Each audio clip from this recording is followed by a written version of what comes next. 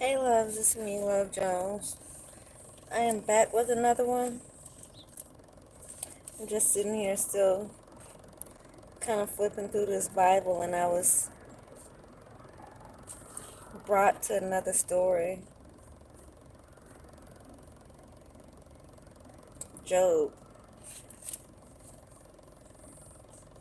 Probably many of you know the story of Job and how he was tested.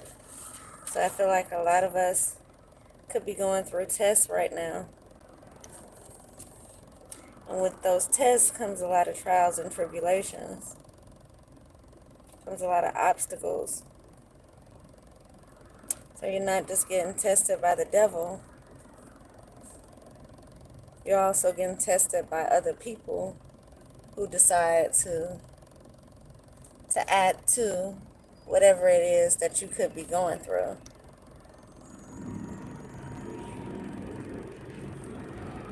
And so I just wanted to just read a little of this that we can all probably relate to. But I'll start at the beginning. It says there was a man in the land of Oz whose name was Job. I don't know why y'all, when I read that, the first thing I thought of was the land of Oz, the Wizard of Oz.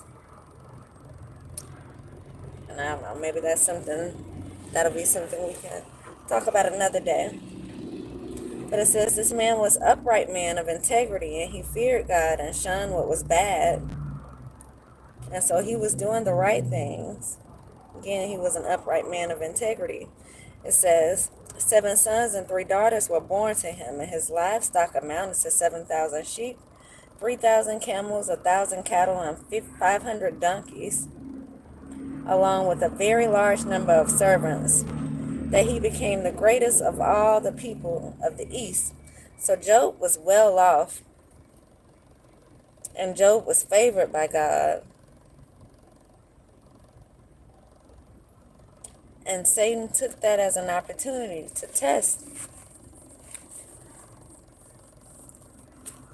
see if he could test Job.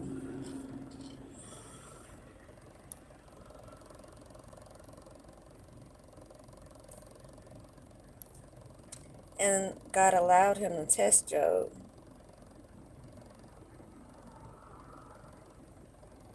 And the test, well, I'll read you this part first. It says, Then Jehovah said to Satan, Where have you come from, Satan? Satan answered Jehovah, from roving about on the earth, and from walking about in it. So Satan came from the earth, just roaming around the earth. It says, And Jehovah said to Satan, Have you taken note of my servant Job? There's no one like him on earth. He's an upright man of integrity, fearing God and shunning what is bad. And at that Satan answered to Jehovah, Is it for nothing that Job has feared God? Have you not put up a protective hedge around him and his house and everything he has? You've blessed the work of his hands, and his livestock has spread it out in the land. But for a change, stretch out your hand and strike everything he has, and he will surely curse you to your very face.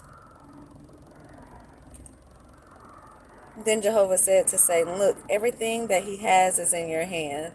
Only do not lay your hand on the man himself. So Satan went out from the presence of Jehovah. And so pretty much what just happened here was God was bragging on Job, and Satan responded with,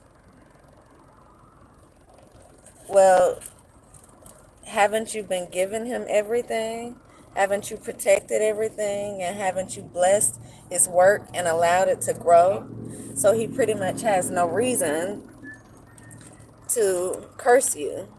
It's like he hasn't lacked anything. 4:44 I just seen on the clock. He hasn't lacked anything. And so because God had such great faith in Job, and he knew that he was an upright man of integrity, he allowed Job to be tested. So I feel like a lot of us could be going through tests right now.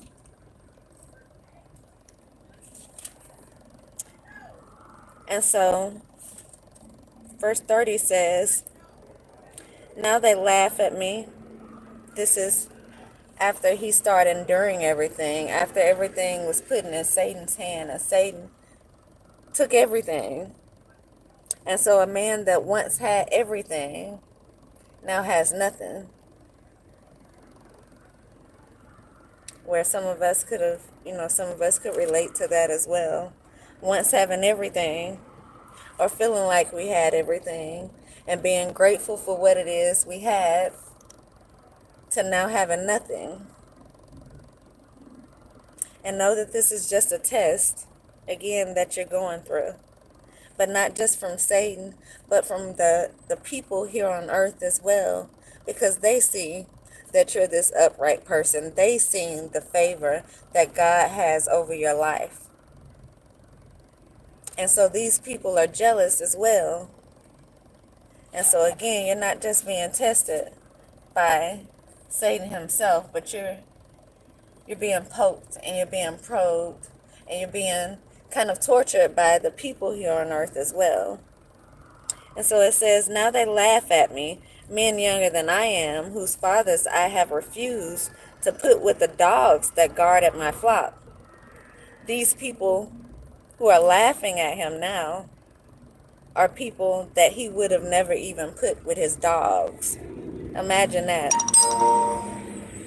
He's saying these people are such a disgrace to me, so far beneath me, that I would never even put them with my dogs to guard my flock. And now these people are the same people who have the nerve to be laughing at me. And so it says, of what use was the power of their hands to me? Their vigor has perished. They are worn out from want and hunger. They gnaw at the parched ground that was already ruined and desolated. They gather the salt herb from the bushes. Their food is the root of the broom trees. They are driven out of the community. People shout at them as they would a thief. They live on the slopes of the ravines, in the holes in the ground and in the rocks. From the bushes they cry out and huddle together among the nettles. As sons of the senseless and the nameless ones, they've been driven out of the land, but now they mock me, even in their songs. Again, these are people who he feels like there's no comparison to. And this is why he was so highly favored over these people. And now he's been broken down by Satan to be, or to at least feel like he's beneath these people. And these people are taking advantage of that. They're laughing at him. And it says they even mock him in their songs. And it says, I have become an object of scorn to them. They've made it something they do regularly. To talk about him, to belittle him, to try to bring him down. It says they detest me and they keep their distance from me. They do not hesitate to spit in my face. Because God has disarmed me and humbled me, they throw off all restraint in my presence. So because God is allowing this to happen to prove a point to Satan that Job is still not going to turn his back on God. These people are taking advantage of that. And so where they would normally not even have access to Job, now they not only have access, but they're using that access to mock him. Imagine that. It says, on my right they rise up like a mob. They put me to flight and put up barriers of destruction in my path. Again, that's these obstacles that they're throwing in your way. They tear up my roadways and they make my calamity worse without anyone to stop them. They come as if through a wide breach in the wall. They roll in amid the devastation. Terror overwhelms me. My dignity is driven away like the wind, and my salvation vanishes like a cloud. Now my life ebbs from me. Days of affliction take hold of me. Aching pierces my bones at night. The gnawing pain never stops. With great force my garment is disfigured Like the collar of my garment, it chokes me. God has thrown me down into the mud. I'm reduced to dust and ashes. I cry to you for help, but you do not answer me. I stand up, but you just look at me. You have cruelly turned against me. With the full might of your hand, you assault me. You pick me up, carry me off with the wind, then you toss me about in the storm. For I know that you will bring me down to death, to the house where everyone living will meet, but no one will strike at a broken man, as he cries for help during his time of disaster. Have I not wept for those who have fallen on hard times? Have I not grieved for the poor? This is a man with empathy. He feels for people who go through things. He has a heart. He says, have I not grieved for the poor? Although I hoped for good, bad came. I expected the light, but darkness came.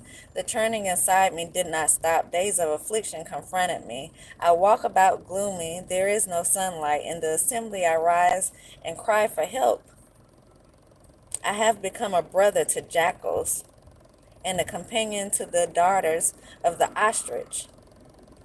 My skin has blackened and fallen off, my bones from the heat. My bones burn from the heat. My heart is used only for mourning, and my flute for the sound of weeping. And so this is a man that has been completely reduced down to nothing, while people torment him. And why God allows it, because he's being tested. Not because he's done anything wrong, but because of his faithfulness to God. He's been tested. And a lot of people may not go through these tests, and that's because God knows your heart.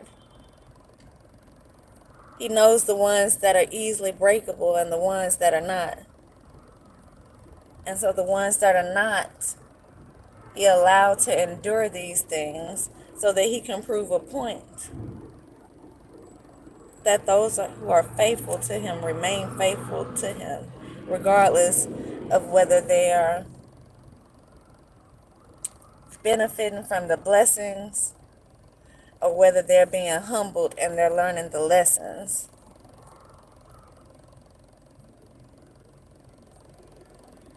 And so I just said that to say whatever it is that you may be going through right now,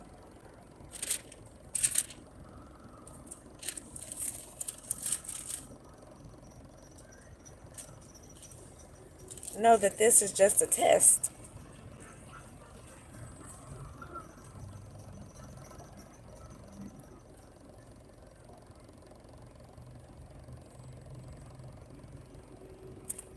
And this too shall pass.